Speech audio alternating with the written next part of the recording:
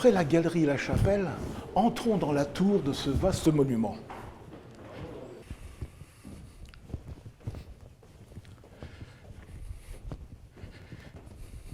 Alors, au cours de la montée de la tour, nous pouvons voir sur un palier deux grandes photos originales qui donc reflètent l'ossuaire provisoire donc, qui était à la garde et à la charge du chanoine Ferdinand Noël.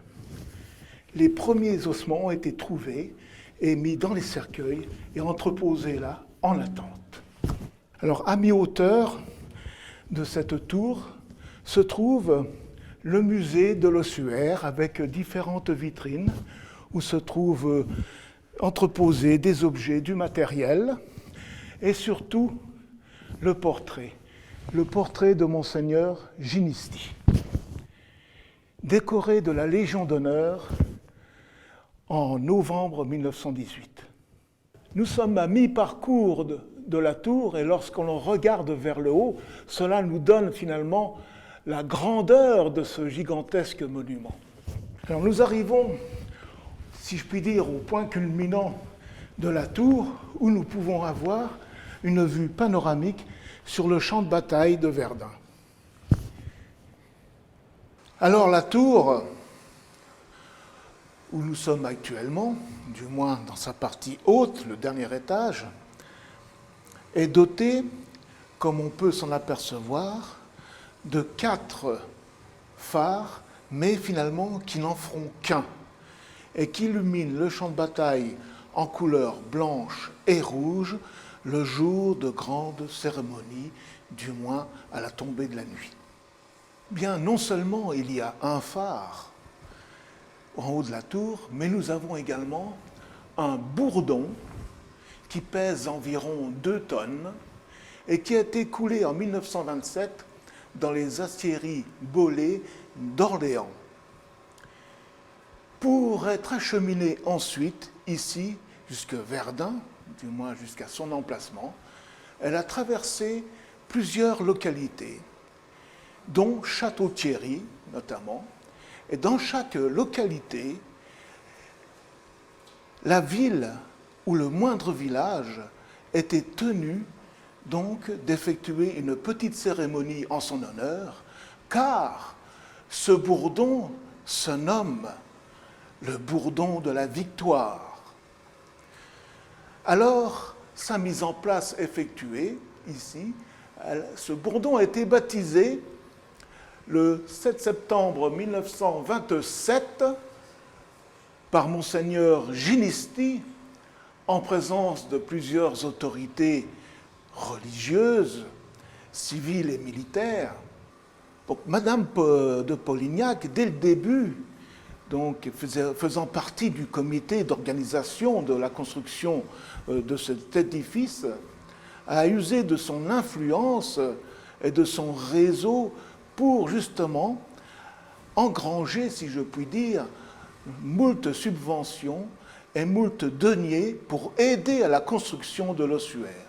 Cette Madame de Polignac n'est autre que la fille de Monsieur et de Madame Pommery, les vignerons bien connus dans le Champenois. Et pour terminer sur ce magnifique bourdon, sachez qu'il sonne tous les jours à midi et à 18 heures. Regardez face à vous cette petite zone où se trouvent des sapins dressant leurs cimes.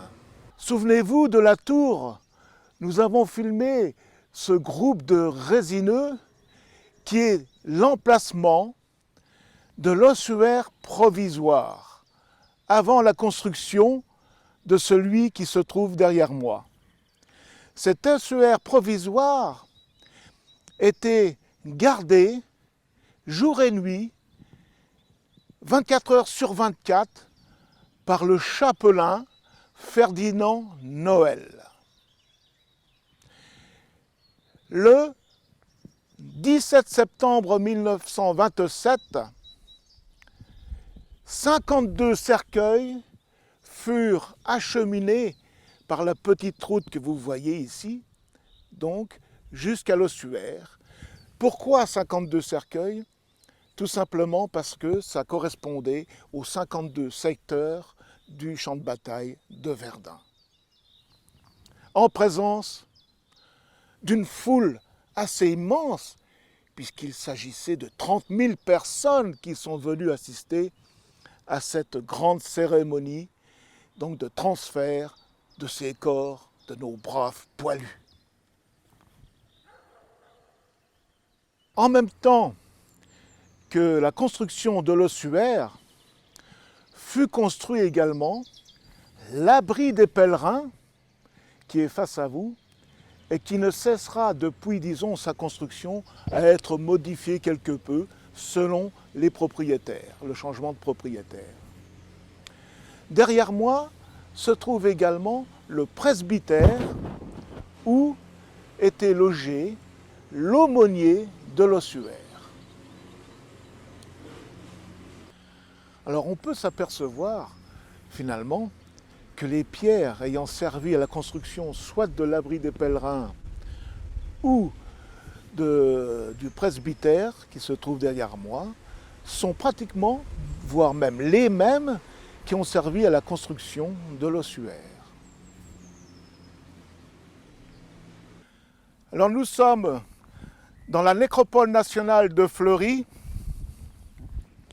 qui a été donc édifiée en rapport à la construction de l'ossuaire. Le début de son aménagement ici, dans cet endroit où il n'existait aucun cimetière à l'époque, a débuté en 1923. Il a été inauguré le 23 juin 1929. Cette nécropole a été inaugurée donc par le président de la République, Doumergue. Mais sachez que cette nécropole a continué à être aménagée jusqu'en 1936. Elle regroupe à l'heure actuelle quelques 16 142 tombes, dont 599 musulmans. Quand je dis 16 142 tombes, c'était le chiffre officiel voilà quelques années.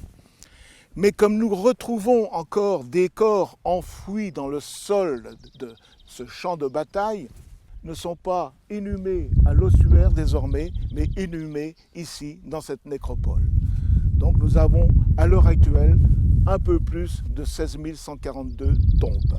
Alors la décision d'instituer des nécropoles nationales pour rassembler tous les corps ayant participé à un secteur d'un champ de bataille quelconque, que ce soit la Somme, Verdun, l'Artois ou ainsi de suite. Donc, c'est suite à une loi votée le 31 juillet 1920 qui ordonna, pour ainsi dire, l'édification d'une nécropole nationale où tous les combattants morts au combat, mortellement blessés ou morts suite aux blessures de guerre pendant le conflit avaient droit à une sépulture individuelle. Lorsqu'on lit sur les croix, quelle que soit d'ailleurs la confession du soldat, nous pouvons lire « Mort pour la France ». Alors c'est une loi qui a été votée le 2 juin 1915 qui institue donc que tous les soldats de ce premier conflit mondial seraient morts pour la France. Ça n'existait pas auparavant. Pendant la guerre de 1870-71, on ne trouve pas de plaque « Mort pour la France ». Donc c'est bien cette loi du 2 juin 1915 qui statue sur cette décision. Ce n'est pas non plus pour faire, disons, un acte sentimental, c'est pas ça.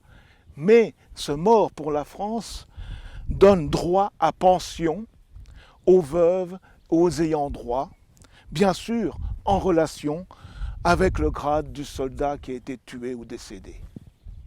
Alors la particularité de cette inscription « Mort pour la France », après-guerre, on ne la retrouvera pas sur les tombes des soldats mosellans et alsaciens.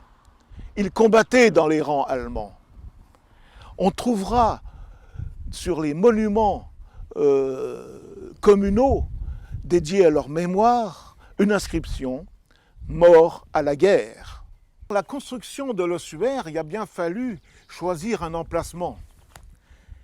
Suite à plusieurs sites sur le champ de bataille proposés, c'est le maréchal Pétain qui a tranché et qui a décidé que l'ossuaire qui est derrière moi soit construit à cet endroit. Pétain, ce grand soldat de 14-18, a toujours dit et écrit dans son testament militaire qu'il désirait être inhumé parmi ces poilus de Verdun. Et l'endroit que vous avez donc ici devant vous, cet emplacement gazonné, toujours entretenu d'ailleurs en arc de cercle, est supposé donc être pour recueillir les cendres de Pétain, du moins son corps, mais l'histoire en a décidé autrement.